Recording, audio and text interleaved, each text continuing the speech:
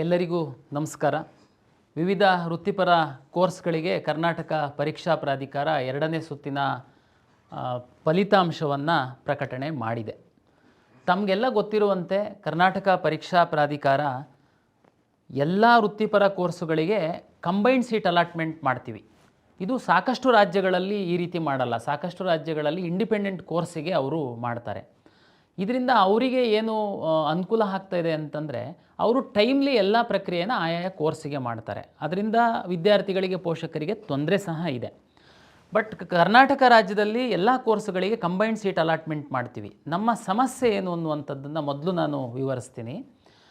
AICT ಅವರು engineering ಕಾಲೇಜುಗಳಿಗೆ ಯಾವ ಸಂದರ್ಭದಲ್ಲಿ ಅಡ್ಮಿಷನ್ಸ್ ಆಗಬೇಕು, ಲಾಸ್ಟ್ ಡೇಟ್ ಯಾವಾಗ ಅಂತ AICTE ಅವರು ಹೇಳ್ತಾರೆ.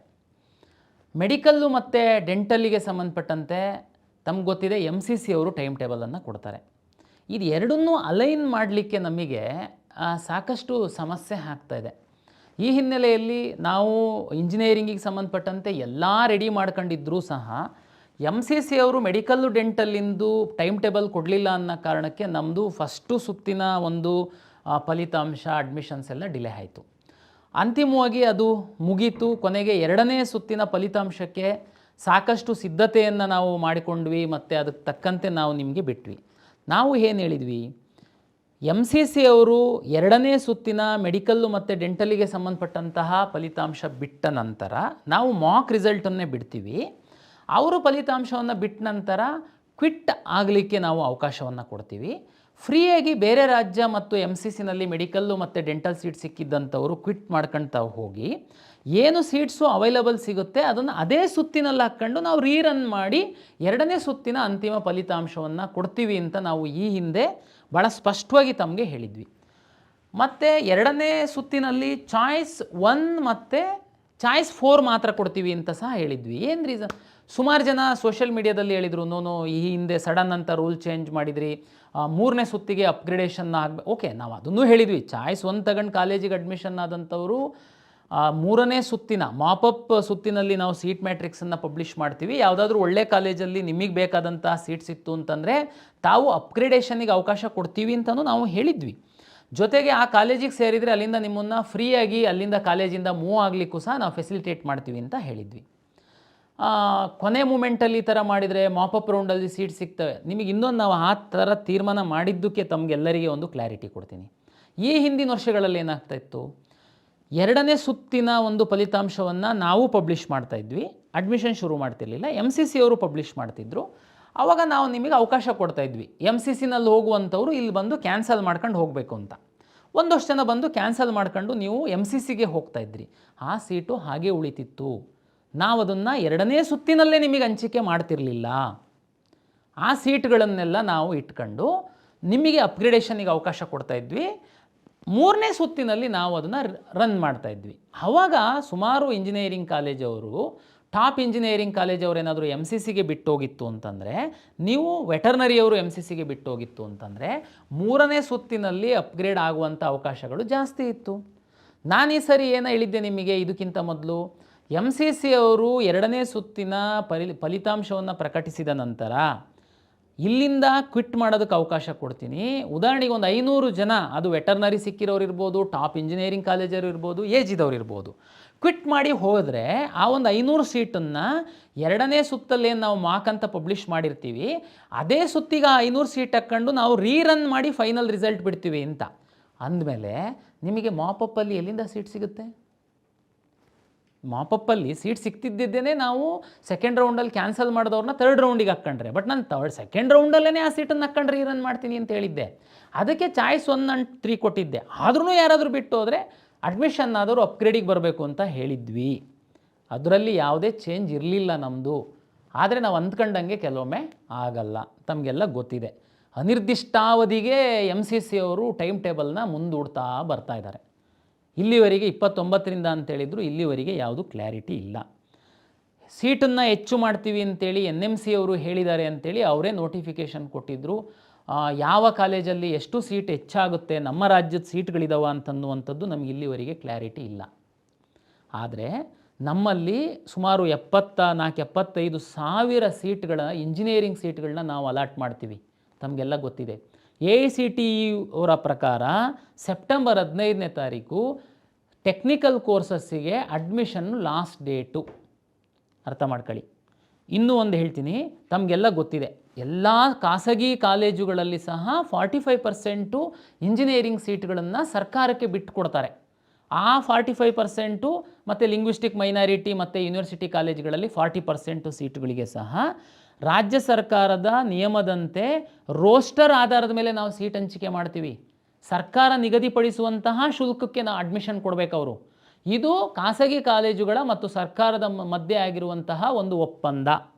ಆ ಒಪ್ಪಂದದಲ್ಲಿ ಇನ್ನೂ ಒಂದು ಹೇಳ್ಬಿಟ್ಟಿದ್ದಾರೆ, ಏನಂತಂದರೆ AICTE ಅವರು ಲಾಸ್ಟ್ ಡೇಟ್ ಯಾವಾಗ ಅಡ್ಮಿಷನಿಗೆ ಕೊಡ್ತಾರೆ ಅದರದ್ದು -10 ಡೇಸ್ವರೆಗೆ KE ಅವರು ಈ 45% ಮತ್ತು 40%ಗೆ ಎಷ್ಟು ರೌಂಡ್ ಬೇಕಾದ್ರೂ ನೀವು ಕೌನ್ಸಿಲಿಂಗ್ ಮಾಡಿ, ನಮ್ಮದು ಅಡ್ಡಿ ಇಲ್ಲ.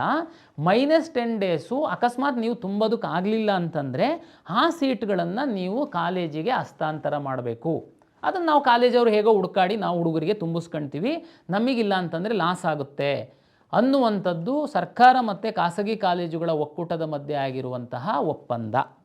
ಈಗ ಆ ಒಪ್ಪಂದದ ಪ್ರಕಾರ ನಮಗೆ ಸೆಪ್ಟೆಂಬರ್ 15ಕ್ಕೆ AICTE ಅವ್ರ ಲಾಸ್ಟ್ ಡೇಟ್ ಅಂತಂದರೆ 5ನೇ ತಾರೀಕು -10 ಡೇಸು. ಸೆಪ್ಟೆಂಬರ್ 5ಗೆ ಉಳಿಯುವಂಥ ಸೀಟ್ಗಳನ್ನ ಹ್ಯಾಂಡ್ ಓವರ್ ಮಾಡಿ ಅಂತ ಆಲ್ರೆಡಿ ಲೆಟ್ರ್ ಬರೆದುಬಿಟ್ಟಿದ್ದಾರೆ ನಮಗೆ ಅವರು. ನೋಡಿ, ನಮ್ಮ ಸಮಸ್ಯೆ ಈ ರೀತಿ ಇದೆ. ಎಷ್ಟು ಜನ ಈಗ ಜಸ್ಟ್ 27,000 ಅಷ್ಟೇ ಮಕ್ಕಳು ಅಡ್ಮಿಷನ್ ಆಗಿದ್ದೀರಾ, ಉಳಿದವರೆಲ್ಲ ವೆಯ್ಟ್ ಮಾಡ್ತಾ ಇದ್ದೀರಾ ಅಪ್ಗ್ರೇಡೇಷನ್ನು ಮತ್ತೊಂದು ಈ ರೌಂಡಿಗೆ ಬಂದಿದ್ದೀರಾ ನೀವು. ಹಾಗಾಗಿ ನಾನು MCC ಅವರ ಟೈಮ್ ಟೇಬಲ್ಲಿಗೆ ನಾನು ಈ ಎಲ್ಲ ರೌಂಡ್ಗಳನ್ನ ಅಲೈನ್ ಮಾಡಲಿಕ್ಕೆ ಹೋದರೆ ಪ್ರಾಕ್ಟಿಕಲ್ಲಾಗಿ ಈ ಥರದ್ದು ಸಮಸ್ಯೆಗಳಿದೆ. ಇದು ಮಕ್ಕಳಿಗೆ, ಪೇರೆಂಟ್ಸಿಗೆ ಈ ಒಂದು ಸೂಕ್ಷ್ಮತೆಗಳು ತಮಗೆ ಮಾಹಿತಿ ಗೊತ್ತಿರಲ್ಲ, ಅದು ತಮಗೆ ಮಾಹಿತಿ ಇರಲಿಲ್ಲ. ಆದ್ರೂ ನಾವು ಸ್ಟೂಡೆಂಟು ಮತ್ತು ಪೇರೆಂಟ್ಸ್ ಪರನೇ. ಅದಕ್ಕೇ ನಾವು ನಮ್ಮ ಉನ್ನತ ಶಿಕ್ಷಣ ಸಚಿವರು ಸುಧಾಕರ್ ಸರ್ ಅವರು ಎಸ್ಟರ್ಡೇ ನಾವು ಪ್ರಯತ್ನ ಮಾಡ್ತಾ ಇದ್ದಾರೆ AICTE ಅವರಿಗೆ ಅಟ್ಲೀಸ್ಟ್ ಒಂದು 15 ಡೇಸು ನೀವು ಟೆಕ್ನಿಕಲ್ ಕೋರ್ಸಸ್ಸಿಗೆ ಟೈಮನ್ನು ಎಕ್ಸ್ಟೆಂಡ್ ಮಾಡಿ ಅಂತ ರಿಕ್ವೆಸ್ಟನ್ನು ಕಳಿಸಿದ್ದಾರೆ. ಬಟ್ ಆದರೆ ರಿಕ್ವೆಸ್ಟು ಕನ್ಸಿಡರ್ ಮಾಡ್ತಾರೆ ಮಾಡಲ್ಲ ಅನ್ನುವಂಥದ್ದು ನಮಗೆ ಗೊತ್ತಿಲ್ಲ. ಆ ಹಿನ್ನೆಲೆ ಒಳಗಡೆ ನಾವು ಇದು ಎಲ್ಲ ನಾವು ಟೈಮ್ ಟೇಬಲ್ನ ಸೆಟ್ ಮಾಡ್ಕೊಳ್ಬೇಕು. ಇದು ನಮ್ಮ ಒಂದು ಸದ್ಯದ ಒಂದು ಪರಿಸ್ಥಿತಿ ಪ್ರಾಧಿಕಾರದ್ದು. ಇದು ತಮಗೆ ಮಾಹಿತಿಗಿರಲಿ ಅಂತೇಳಿ ನಾನು ತಮಗೆ ಹೇಳ್ತಾ ಇದ್ದೀನಿ. ಈಗ ಈ 2ನೇ ಸುತ್ತಿನ ಫಲಿತಾಂಶ ಪ್ರಕಟಣೆಯಾಗಿದೆ. ಭಾಳಷ್ಟು ವಿದ್ಯಾರ್ಥಿಗಳು ಭಾಳಷ್ಟು ಗೊಂದಲದಲ್ಲಿ ಇದ್ದೀರಾ. ಯಾಕೆ ಅಂತಂದರೆ ಮೆಡಿಕಲ್ ಸೀಟ್ ಜಾಸ್ತಿ ಆಗುತ್ತೆ, ಎಷ್ಟು ಜಾಸ್ತಿ ಆಗುತ್ತೆ ಏನು ಅಂತ ಗೊತ್ತಿಲ್ಲ. ಅದಕ್ಕೆ ನಾನು ನಿಮಗೆ ಕ್ಲಾರಿಟಿ ಕೊಡೋದಕ್ಕೆ ನಾನು ಇಚ್ಛೆ ಪಡ್ತೀನಿ. ಒಂದು, ತಮಗೆಲ್ಲ ಗೊತ್ತಿರುವಂತೆ ಮೆಡಿಕಲ್ಲು ಡೆಂಟಲ್ಲಿಗೆ ಸಂಬಂಧಪಟ್ಟಂತೆ ಈ ಹಿಂದೆ ನಾನು ಹೇಳ್ದಂತೆಯೇ ಮಾಕ್ ಆರ್ ಪ್ರಾವಿಷನಲ್ ರಿಸಲ್ಟನ್ನು ಪಬ್ಲಿಷ್ ಮಾಡಿದ್ದೀನಿ. ಡಿ ಕೆಟಗರೈಜೇಷನ್ ಎಲ್ಲದೂ ಮಾಡಿನೇ ಪಬ್ಲಿಷ್ ಮಾಡಿರುವಂಥದ್ದು. ನಿಮಗೆ ಈಗ ಏನು ಸೀಟ್ ಸಿಕ್ಕಿದೆ ಅದು 100% ನಿಮಗೆ ಖಾತ್ರಿನೇ, ನೋ ಡೌಟ್.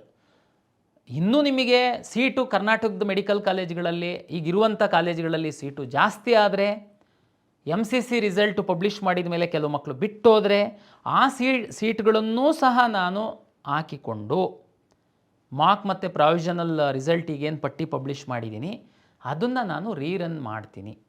ಅಂದರೆ ನೀವು ಮೆಡಿಕಲ್ ಸೀಟಿಗೆ ಪಡೆದಿರುವಂಥವರು ಇನ್ನೂ ಮೇಲಿನ ಸ್ಥಾನಕ್ಕೇ ಹೋಗ್ತೀರಾ, ಕೆಳಗೆ ಬರಲ್ಲ ಅಂತನ್ನುವಂಥದ್ದು ಅದು ಸತ್ಯ. ಯಾಕೆಂತಂದರೆ ನಾವು ಈಗ ಹೊಸದಾಗಿ ಏನು ಯಾರಿಗೂ ಒಳಗಡೆ ಬಿಡಲ್ಲ ಅನ್ನೋ ಕಾರಣಕ್ಕೋಸ್ಕರ ನಿಮ್ಮ ಸ್ಥಾನ ಅಂತೂ ಭದ್ರ ಆಗಿದೆ ಒಂದು ಸೀಟು ಅಂತನ್ನುವಂಥದ್ದು. ಈಗ ಆಯುಷು ಮತ್ತು ಉಳಿದಂಥ ಇಂಜಿನಿಯರಿಂಗ್ ಇತರೆ ಕೋರ್ಸ್ಗಳಿಗೆ ನಾವು ಏನು ಶುರು ಮಾಡ್ತಾಯಿದ್ದೀವಿ, ಈಗ ಅಡ್ಮಿಷನ್ ಪ್ರಕ್ರಿಯೆನ ಶುರು ಮಾಡಬೇಕು.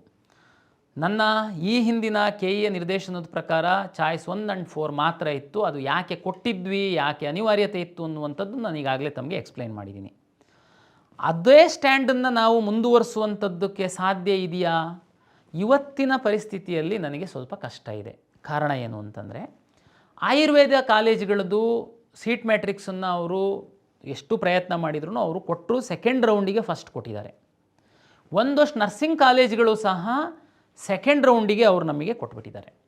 ಈ ಕಾರಣಕ್ಕೋಸ್ಕರ ನಾವು ಚಾಯ್ಸ್ 1 and 4 ಕೊಡುವಂಥದ್ದು, ಕೇವಲ ಚಾಯ್ಸ್ 1 and 4 ಕೊಡುವಂಥದ್ದು ವಿದ್ಯಾರ್ಥಿಗಳ ಹಿತದೃಷ್ಟಿಯಿಂದ ಸೂಕ್ತ ಅಲ್ಲ ಅಂತ ನಾವು ತೀರ್ಮಾನಕ್ಕೆ ಬಂದಿದ್ದೀವಿ. AICTE ಅವರು ಕಟ್ ಆಫ್ ಡೇಟ್ ಇರೋದ್ರಿಂದ ನಮಗೆ ಸ್ವಲ್ಪ ಭಯ ಸಹ ಇದೆ. ಬಟ್ ಸ್ಟಿಲ್ ನಾವು ವಿದ್ಯಾರ್ಥಿಗಳ ದೃಷ್ಟಿಯಿಂದ ಚಾಯ್ಸ್ 1 and 4 ಮಾತ್ರ ಕೊಟ್ಟರೆ ನಿಮಗೆ ಸ್ವಲ್ಪ ತೊಂದರೆ ಆಗುತ್ತೆ ಅನ್ನುವಂತಹ ಕಾರಣಕ್ಕೆ 2ನೇ ಸುತ್ತಿನ ಫಲಿತಾಂಶದ ನಂತರ ಮೆಡಿಕಲ್ಲು ಡೆಂಟಲ್ಲು ಹೊರತುಪಡಿಸಿ ಉಳಿದ ಎಲ್ಲ ಕೋರ್ಸುಗಳಿಗೆ ಈ ಹಿಂದೆ ಇದ್ದಂತೆ ಚಾಯ್ಸ್ 1, 2, 3, 4 ನಾವು ಕೊಡ್ತಾಯಿದ್ದೀವಿ. ಹಾಗಾಗಿ ನೀವು ಏನು ಚಿಂತೆ ಮಾಡುವಂತಹ ಅಗತ್ಯ ಇಲ್ಲ. ಆದರೆ ಎಲ್ಲಿ ಜಾಗರೂಕರಾಗಿರಬೇಕು ಅಂತನ್ನುವಂಥದ್ದು ಪ್ರಾಧಿಕಾರದ ವತಿಯಿಂದ ಒಂದು ವಿನಂತಿ. ನಿಮಗೆ ಚಾಯ್ಸ್ 1, 2, 3, 4 ಅಂತನ್ನುವಂಥ ತಮಗೆಲ್ಲರಿಗೂ ಗೊತ್ತಿದೆ. ಆದರೆ ಈ ರೌಂಡಿನ ಚಾಯ್ಸ್ 1, 2, 3, 4 ಅಂತನ್ನುವಂಥ ಸೂಕ್ಷ್ಮವಾಗಿ ನಾನು ತಮಗೆ ಹೇಳಲಿಕ್ಕೆ ಇಚ್ಛೆಪಡ್ತೀನಿ. ಚಾಯ್ಸ್ 1 ತುಂಬ ಖುಷಿ ಇದೆ, ಯಾಕೆ ಡಿ ಕ್ಯಾಟಗರೈಸೇಷನ್ ಎಲ್ಲ ಆಗಿದೆ, ಕೆಲವರಿಗೆಲ್ಲ ಒಳ್ಳೆ ಸೀಟು ಸಿಕ್ಕಿರ್ಬೋದು, ನಿಮ್ಮ ಅದಕ್ಕಿಂತ ಹೈಯರ್ ಆಪ್ಷನ್ಸ್ ಇಲ್ಲದೆ ಇರ್ಬೋದು. ನಿಮ್ಮ ಒಂದು ಉದ್ದೇಶನೇ ಗುರಿನೇ ಒಂದು ಯಾವುದೋ ಕಾಲೇಜಲ್ಲಿ ಒಂದು ಸೀಟ್ ಪಡಿಬೇಕು ಅಂತಿತ್ತು, ಅದು ಈಗ ಸಿಕ್ಬಿಟ್ಟಿದೆ. ದಯಮಾಡಿ ತಾವು ಚಾಯ್ಸ್ 1 ಹಾಕಿ ಕಾಲೇಜ್ ಸೀಟ್ ಕನ್ಫರ್ಮೇಷನ್ ಚಾಯ್ಸ್ 1 ಹಾಕಿ ಹಣ ಕಟ್ಟಿ ಸೀಟ್ ಕನ್ಫರ್ಮೇಷನ್ ಸ್ಲಿಪ್ಪನ್ನು ಡೌನ್ಲೋಡ್ ಮಾಡ್ಕೊಳ್ಳಿ, ಕಾಲೇಜಿಗೆ ಹೋಗಿ ಅಡ್ಮಿಷನ್ ಆಗಿ. ಈಗ ಸಿಕ್ಕಿರುವಂಥದ್ದು ನನಗೆ ಖುಷಿ ಇದೆ, ಆದರೆ ನನ್ನ ಮೇಲಿನ ಇನ್ನೊಂದಷ್ಟು ಆಪ್ಷನ್ಗಳು ನನ್ನಲ್ಲಿದೆ. ಅವ್ರು ಯಾರಾದ್ರೂ ಬಿಟ್ಕೊಡ್ತು ಅಂತಂದರೆ ನಾನು ಆ ಕೋರ್ಸಿಗೆ ಹೋಗುವಂಥದ್ದಕ್ಕೆ ನಾನು ಇಚ್ಛೆ ಪಡ್ತೀನಿ ಅಂತ ಅನ್ನುವಂಥವರು ದಯಮಾಡಿ ಚಾಯ್ಸ್ 2 ಹಾಕಿ ಆ ಕೋರ್ಸು ಫೀಸು ಅಂದರೆ ಚಾಯ್ಸ್ 2 ಈಗ ಯಾವ ಸೀಟ್ ಸಿಕ್ಕಿದೆ ಅದರದ್ದು ಕೋರ್ಸ್ ಫೀಸ್ ಏನಿದೆ ಆ ಕೋರ್ಸ್ ಫೀಸನ್ನು ತಾವು ಕಟ್ಟಬೇಕಾಗುತ್ತೆ. ಚಾಯ್ಸ್ 2 ಹಾಕ್ತೀರಾ, ಕೋರ್ಸ್ ಫೀಸನ್ನು ಕಟ್ತೀರಾ. ಆದರೆ ನೀವು ಕಾಲೇಜಿಗೆ ಹೋಗಿ ಅಡ್ಮಿಷನ್ ಆಗುವಂಥದ್ದಿರಲ್ಲ, ತಾವು ವೆಯ್ಟ್ ಮಾಡ್ತೀರಾ. ಚಾಯ್ಸ್ 3 ಆ್ಯಕ್ಚುಲಿ ಚಾಯ್ಸ್ 3 2ನೇ ರೌಂಡಲ್ಲಿ ಕೊಡುವಂಥದ್ದು ಆ್ಯಕ್ಚುಲಿ ಹೇಳಬೇಕು ಅಂತಂದರೆ ಹಿಂದಿನ ವರ್ಷದ ನಮ್ಮ ಅನುಭವದ ಪ್ರಕಾರ ಸೂಕ್ತ ಅಲ್ಲ. ಕೆಲವರು ತಮಾಷೆಗೋಸ್ಕರ ಚಾಯ್ಸ್ 3 ಹಾಕಿ ಏನೂ ಅವ್ರದ್ದು ನಮ್ಮ ಹತ್ರ ಇರಲ್ಲ, ಲಾಸ್ಟ್ ಮೂಮೆಂಟಲ್ಲಿ ಅವರು ಈ ಕಡೆ ರೆಸ್ಪಾಂಡ್ ಮಾಡದೇ ಇಲ್ಲದೆ ಕಾಲೇಜಿಗೆ ಸೀಟ್ ಬಿಟ್ಟುಕೊಟ್ಟಂಥ ಉದಾಹರಣೆಗಳಿದ್ದಾವೆ.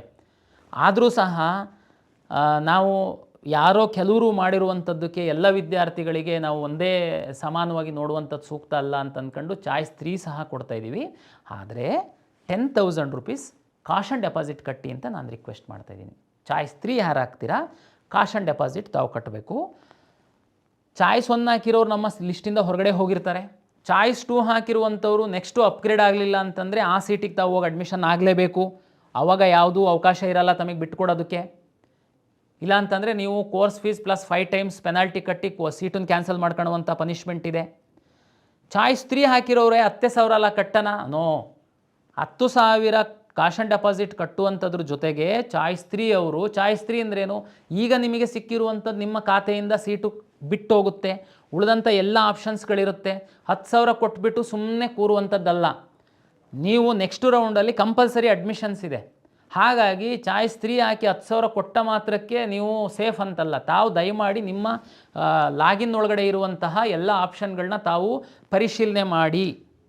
ನಿಮಗೆ ನಿಜವಾಗೂ ಈ ಕಾಲೇಜು ಸಿಕ್ಕಿದರೆ ಮಾತ್ರ ನಾನು ಹೋಗ್ತೀನಿ ಅನ್ನುವಂಥದ್ದನ್ನು ಖಾತ್ರಿಪಡಿಸ್ಕೊಂಡು ಅಂಥ ಕಾಲೇಜುಗಳನ್ನು ಮಾತ್ರ ತಮ್ಮ ಖಾತೆ ಒಳಗಡೆ ಲಾಗಿನ್ ಒಳಗಡೆ ಇಟ್ಕೊಳ್ಳಿ. ಸುಮ್ಮನೆ ಚಾಯ್ಸ್ 3 ಹಾಕ್ಬಿಟ್ಟು 10,000 ಕೊಟ್ಟು ನೀವು ಯಾವುದೋ ಫಸ್ಟ್ ರೌಂಡಲ್ಲಿ ಹಾಕಿರುವಂಥ ಎಷ್ಟೋ ಕಾಲೇಜುಗಳು ಇಷ್ಟ ಇದೆ ಇಷ್ಟ ಇಲ್ದಿರೋವೆಲ್ಲ ಇರ್ತವೆ. ನಮ್ಮ ಸಿಸ್ಟಮಿಗೆ ಏನು ಗೊತ್ತಾಗುತ್ತೆ, ನೀವು ಹಾಕಿರೋ ಆಪ್ಷನ್ ಮೇಲೆ ಪ್ರಿಯಾರಿಟಿ ಮೇಲೆ ಅಲರ್ಟ್ ಮಾಡ್ತೀವಿ. 3rd ರೌಂಡಿಗೆ ಬಂದಾಗ ನೋ ನನಗೆ ಅದೂ ಇಷ್ಟ ಇಲ್ಲ ಅಂತಂದರೆ 10,000 ರೂಪಾಯಿ ಫೋರ್ಫಿಟ್ ಮಾಡ್ತೀವಿ.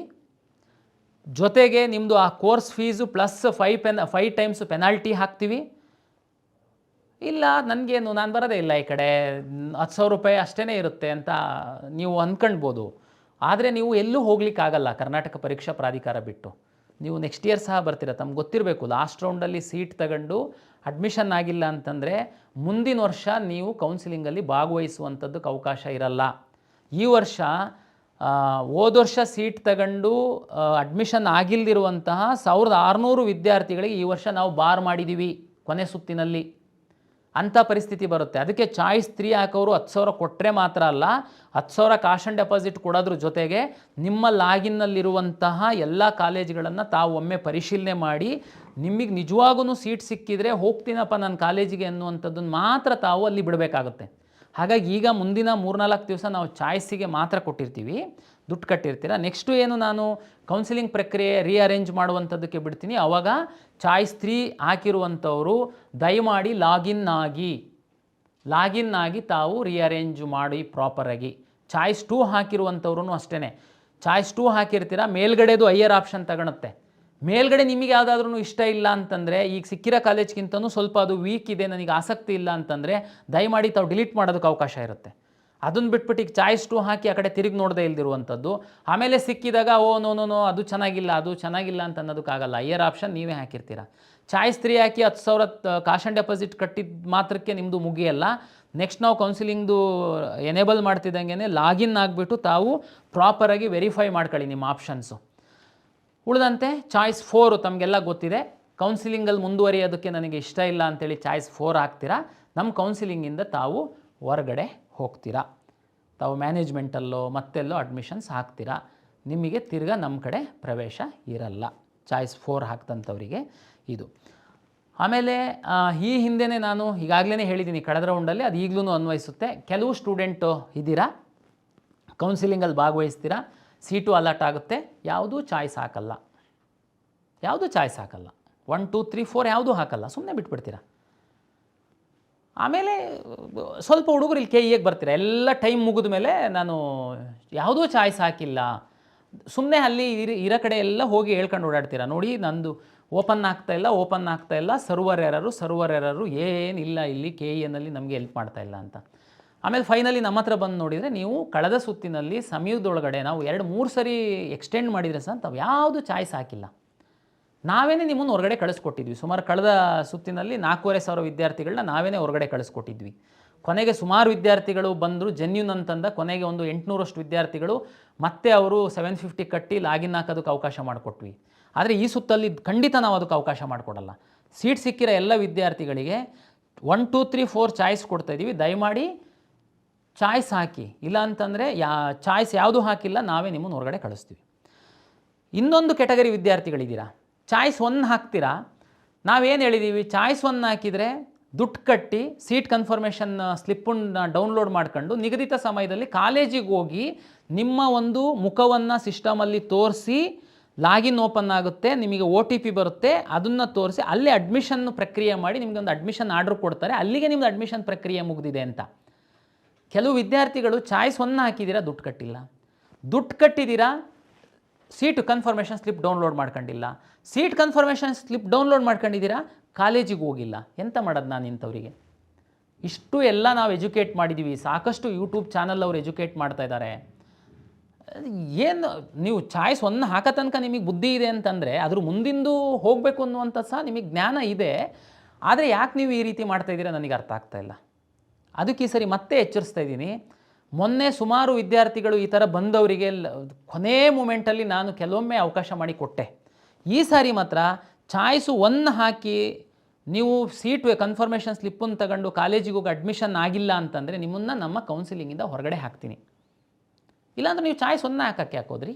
2 3 4 ಆಪ್ಷನ್ಸ್ ಇತ್ತಲ್ಲ, ಹಾಕ್ಬೋದಾಗಿತ್ತು. ಚಾಯ್ಸ್ 1 ಹಾಕಿ ಇಲ್ಲ ನಾವು ಚಾಯ್ಸ್ 1 ಹಾಕಿ ದುಡ್ಡು ಕಟ್ಟಿದ್ದೀವಿ ಸರ್, ನಮ್ಮನ್ನು ಹೊರಗಡೆ ಹಾಕಿದ್ರೆ ಹೆಂಗೆ? ಫೋರ್ಫಿಟ್ ಮಾಡ್ಕೊಳ್ತೀನಿ ಆ ದುಡ್ಡನ್ನು, ಸಿಸ್ಟಮಿಂದ ಹೊರಗಡೆ ಹಾಕ್ತೀನಿ.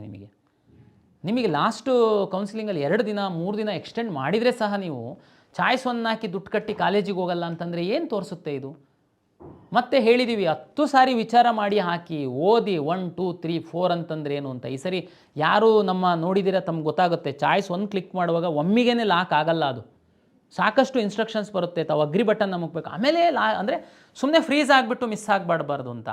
ಇಷ್ಟು ಎಲ್ಲ ನಾವು ಅವಕಾಶ ಮಾಡಿ ಕೊಟ್ಟು ಸಹ ನೀವು ಈ ಥರ ಮಾಡ್ತು ಅಂತಂದರೆ ಅದಕ್ಕೆ ನಾವು ಲಕ್ಷಾಂತರ ವಿದ್ಯಾರ್ಥಿಗಳು ಆನ್ಲೈನಲ್ಲಿ ಕೌನ್ಸಿಲಿಂಗಲ್ಲಿ ಭಾಗವಹಿಸ್ತಿರ್ತಾರೆ. ಒಬ್ಬರು ಇಬ್ಬರು ವಿದ್ಯಾರ್ಥಿಗಳ ಮನಸ್ಸಲ್ಲೇನಿದೆ ಅಂತನ್ನುವಂಥದ್ದು ನಾನು ತಿಳ್ಕೊಳ್ಳಿಕ್ಕೆ ಆಗಲ್ಲ. ಹಾಗಾಗಿ ನಮ್ಮ ಇನ್ಸ್ಟ್ರಕ್ಷನ್ಸನ್ನು ಓದಿ ಆ ರೀತಿ ತಾವು ಫಾಲೋ ಮಾಡಬೇಕು ಅಂತನ್ನುವಂಥದ್ದು ಎಲ್ಲ ವಿದ್ಯಾರ್ಥಿಗಳು ಮತ್ತು ಪೋಷಕರಿಗೆ ನಾನು ವಿನಂತಿಯನ್ನು ಮಾಡ್ಕೊಳ್ತೀನಿ. ಹಾಗಾಗಿ ಚಾಯ್ಸೇ ಹಾಕಿಲ್ಲ, ಹೊರಗಡೆ ಹಾಕ್ತೀನಿ. ಚಾಯ್ಸು 2 ಹಾಕಿ ಕೋರ್ಸ್ ಫೀಸ್ ಕಟ್ಟಲ್ಲ, ಹೊರಗಡೆ ಹಾಕ್ತೀನಿ. ಚಾಯ್ಸ್ 3 ಹಾಕಿ 10,000 ಕಾಶ್ ಆನ್ ಡೆಪಾಸಿಟ್ ಕಟ್ಟಲ್ಲ, ಹೊರಗಡೆ ಹಾಕ್ತೀನಿ. ಚಾಯ್ಸ್ 1 ಹಾಕಿ ದುಡ್ಡು ಕಟ್ಟಿ ಕಾಲೇಜಿಗೆ ಹೋಗಿ ಅಡ್ಮಿಷನ್ ಆಗಲ್ಲ ಅಂಥವ್ರನ್ನ ಸಹ ನಾನು ಸಿಸ್ಟಮಿಂದ ಹೊರಗಡೆ ಹಾಕ್ತೀನಿ. ದಯಮಾಡಿ ಇದನ್ನು ವಿಚಾರ ಮಾಡಿ ತಾವು ಚಾಯ್ಸ್ಗಳನ್ನ ಹಾಕಿ. ಚಾಯ್ಸು 4 ಹಾಕಿರ್ತೀರ. ಲಾಸ್ಟ್ ಟೈಮು ತಮಗೆ ಗೊತ್ತಿದೆ 3 ಮತ್ತು 4ಗೆ ಸ್ವಲ್ಪ ಫ್ಲೆಕ್ಸಿಬಲ್ ಕೊಟ್ಟಿದ್ವಿ ನಾವು. 3 ಮತ್ತು 4 ಚಾಯ್ಸನ್ನು ಹಾಕಿದ್ದಂಥವರು ನಮ್ಮ ಲಾಸ್ಟ್ ಡೇಟ್ ತನಕ ತಾವು ಅದನ್ನು ಇಂಟರ್ಚೇಂಜ್ ಮಾಡ್ಕೊಳ್ಬೋದಾಗಿತ್ತು, ಅಥವಾ ಮತ್ತೆ ಮನಸ್ಸು ಬದಲಾಯಿಸಿ ತಾವು ಚಾಯ್ಸ್ 1 ಕಾಲೇಜಿಗೆ ಹೋಗ್ಬೋದಾಗಿತ್ತು. ಈ ಸಾರಿ 4ಗೆ ಮಾತ್ರ ಅವಕಾಶ ಕೊಡ್ತಾಯಿದ್ದೀನಿ. ಯಾಕೆಂದರೆ 1 2 3 ಮೂರಕ್ಕೂ ತಾವು ಹಣ ಕಟ್ಟಬೇಕಾಗಿರೋದ್ರಿಂದ ಅದನ್ನು ನಾನು ಮತ್ತೆ ಉಲ್ಟಾ ಸೀದಾ ಮಾಡೋದಕ್ಕೆ ಪ್ರಾಕ್ಟಿಕಲಿ ನಮಗೆ ಕಷ್ಟ. ಅದು ಆ ಕಾರಣಕ್ಕೋಸ್ಕರ ಯಾರಾದ್ರೂ 4 ಹಾಕಿ ತಾವು ಹೊರಗಡೆ ಹೋಗಿದ್ದಂಥವ್ರು ಮತ್ತೆ ಇಲ್ಲ ನಾನು ಅದೇ ಕಾಲೇಜಿಗೆ ಹೋಗಿ ಸೇರ್ತೀನಿ ಅಂತಂದರೆ ಲಾಸ್ಟ್ ಡೇಟ್ ಒಳಗಡೆ ತಾವು ಮತ್ತೆ ಲಾಗಿನ್ ಆಗಿಬಿಟ್ಟು ಚಾಯ್ಸ್ 1 ಹಾಕಿ ಏನು ಫಾರ್ಮಾಲಿಟೀಸ್ ಇದೆ ಮುಗಿಸಿ ಕಾಲೇಜಿಗೆ ಹೋಗುವಂಥ ಒಂದು ಫ್ಲೆಕ್ಸಿಬಿಲಿಟಿನ ನಾನು ಅವಕಾಶವನ್ನು ಮಾಡಿಕೊಟ್ಟಿದ್ದೀನಿ. ತಮಗೆ ಬಹುತೇಕ ಏನು ಗೊಂದಲ ಇಲ್ಲ ಅಂಥೇಳಿ ನಾನು ಭಾವಿಸ್ತೀನಿ. ಸಮಯ ತುಂಬ ಕಡಿಮೆ ಇದೆ. AICTE ಅವರು ನಮಗೇನಾದ್ರೂ ಟೈಮ್ ಎಕ್ಸ್ಟೆಂಡ್ ಮಾಡಲಿಲ್ಲ ಟೆಕ್ನಿಕಲ್ ಕೋರ್ಸಸ್ಸಿಗೆ ಅಂತಂದರೆ ನಮಗೆ ತುಂಬ ಕಡಿಮೆ ಸಮಯ ಇದೆ. ಹಾಗಾಗಿ ದಯಮಾಡಿ ನಾನು ಟೈಮ್ ಟೇಬಲ್ ಏನು ಕೊಡ್ತೀನಿ ಆ ಟೈಮ್ ಟೇಬಲ್ಲಿಗೇ ತಾವು ಸ್ಟಿಕನ್ನಾಗಿ ದಯಮಾಡಿ ಆ ಟೈಮ್ ಟೇಬಲ್ ಒಳಗಡೆ ತಾವು ಎಲ್ಲ ಪ್ರಕ್ರಿಯೆಯನ್ನು ಮಾಡ್ತೀರಾ ಅಂಥೇಳಿ ನಾನು ಭಾವಿಸಿದ್ದೀನಿ. ಹಾಗಾಗಿ ಮೆಡಿಕಲ್ಲು ಮತ್ತು ಡೆಂಟಲ್ ವಿದ್ಯಾರ್ಥಿಗಳು ತಮಗೆ ಮಾಕ್ ಆರ್ ಪ್ರಾವಿಷನಲ್ ಅಂತೇಳಿ ನಾನು ಪಬ್ಲಿಷ್ ಮಾಡಿದ್ದೀನಿ. ತಾವು ಅದನ್ನು ನೋಡಿ ಖುಷಿಪಡಿ ಸೀಟ್ ಸಿಕ್ಕಿದ್ದಂಥವರು ಸಮಾಧಾನವಾಗಿ MCC ಅವರ ಒಂದು ಸುತ್ತು ಶುರುವಾಗ ತನಕ ಅವರ ರಿಸಲ್ಟ್ ಬರೋ ತನಕ ಸಮಾಧಾನವಾಗಿರಿ. ನಿಮಗೆ ಯಾವ ಒಂದು ಪ್ರಕ್ರಿಯೆಗಳಿಲ್ಲ, ಹಣ ಕಟ್ಟುವಂಥದ್ದು, ಕ್ಯಾನ್ಸಲ್ ಮಾಡಿಕೊಳ್ಳುವಂಥದ್ದು, ಅದು ಯಾವುದಕ್ಕೂ ಈಗ ಅವಕಾಶ ಇಲ್ಲ. MCC ಅವರು ಏನು ಇದು ನಮ್ಮದು ಮಾಕ್ ಆ್ಯಂಡ್ ಪ್ರಾವಿಷನಲ್. ಆ್ಯಕ್ಚುಲಿ ನಾವು MCC ಅವರು ಟೈಮ್ ಟೇಬಲ್ ಬಂದಮೇಲೇ ಮಾಡಬೇಕು. ಬಟ್ ನಾವು ಕಂಬೈನ್ ಮಾಡಲಿಕ್ಕೂ ಕರ್ನಾಟಕದಲ್ಲಿ ನಾವು ಮಾಡಿ ಅದಕ್ಕೇ ಮಾಕ್ ಆರ್ ಪ್ರಾವಿಷನಲ್ ಅಂತ ಹೇಳಿದ್ದೀವಿ ಮೆಡಿಕಲ್ ಮತ್ತು ಡೆಂಟಲ್ ಅವರಿಗೆ. ಹಾಗಾಗಿ ತಮ್ಮದು ಯಾವುದೂ ಕೆಲಸಗಳಿರಲ್ಲ. ತಾವು ಇನ್ನೊಂದು 1 ವಾರಗಳ ಕಾಲ ತಾವು ಸಮಾಧಾನವಾಗಿರಿ, ತಮಗೆ ಯಾವುದು ಕೆಲಸ ಇಲ್ಲ ಅಂತೇಳಿ ಹೇಳ್ತಾ MCC ಅವರು ಶೆಡ್ಯೂಲ್ ಕೊಟ್ಟ ಮೇಲೆ ಕರ್ನಾಟಕ ಕಾಲೇಜುಗಳಲ್ಲಿ ಮೆಡಿಕಲ್ ಸೀಟು ಜಾಸ್ತಿ ಆದಮೇಲೆ ಯಾವುದಾದ್ರೂ ಹೊಸ ಕಾಲೇಜಿಗೆ ಏನಾದ್ರೂ ಸೀಟ್ಗಳು ಬಂದರೆ ಸಣ್ಣ ಪುಟ್ಟ ಬದಲಾವಣೆಗಳನ್ನ ನಾವು ಮಾಡಬೇಕಾಗುತ್ತೆ. ಅದನ್ನು ಖಂಡಿತ ನಾನು ತಮಗೆ ತಿಳಿಸ್ಕೊಡ್ತೀನಿ. ವಿವರವಾದ ಒಂದು ಮಾರ್ಗಸೂಚಿಗಳನ್ನು ನಾನು ಪ್ರಕಟಿಸ್ತೀನಿ. ಹಾಗಾಗಿ ಕರ್ನಾಟಕ ಪರೀಕ್ಷಾ ಪ್ರಾಧಿಕಾರದ ವೆಬ್ಸೈಟನ್ನು ತಾವು ನೋಡ್ತಾ ಇರಿ ಅಂತೇಳಿ ವಿನಂತಿಯನ್ನು ಮಾಡಿಕೊಳ್ತಾ, ಪ್ರಾಧಿಕಾರ ನಿಗದಿಪಡಿಸಿರುವಂತಹ 2ನೇ ಸುತ್ತಿನ ಒಂದು ಅಡ್ಮಿಷನ್ ಪ್ರಕ್ರಿಯೆಯಲ್ಲಿ ತಾವು ಸಮಯಕ್ಕೆ ಸರಿಯಾಗಿ ಭಾಗಿಯಾಗಿ ಅಂತೇಳಿ ಹೇಳ್ತಾ ಎಲ್ಲ ವಿದ್ಯಾರ್ಥಿಗಳಿಗೆ ಹಾಗೂ ಪೋಷಕರಿಗೆ ಪ್ರಾಧಿಕಾರದ ವತಿಯಿಂದ ಮತ್ತೊಮ್ಮೆ ನಮಸ್ಕಾರಗಳು.